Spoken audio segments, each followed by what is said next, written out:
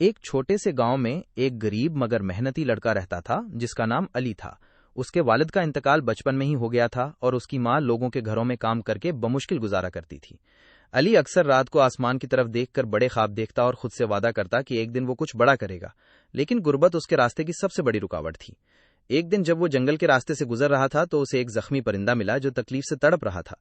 علی نے فوراً اسے اٹھایا اور اپنے گھر لے آیا۔ اس نے اپنے حصے کا کھانا اس پرندے کو کھلایا اور کئی دنوں تک اس کی دیکھ بھال کرتا رہا۔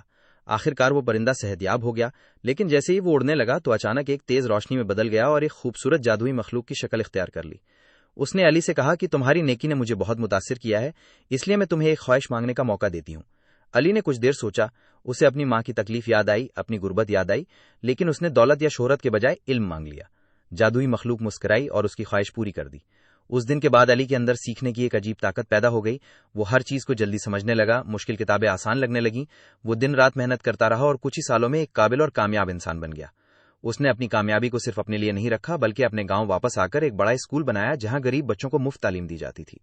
اس کی ماں خوشی سے آنسو بہاتی اور گاؤں کے لوگ اس پر فخر کرتے۔ علی ہمیشہ کہتا تھا کہ اصل طاقت دولت میں نہیں بلکہ علم اور نیکی میں ہے، اور اسی سوچ نے نہ صرف اس کی زندگی بدل دی بلکہ آنے والی نسلوں کے لیے بھی روشنی کا راستہ بنا دیا۔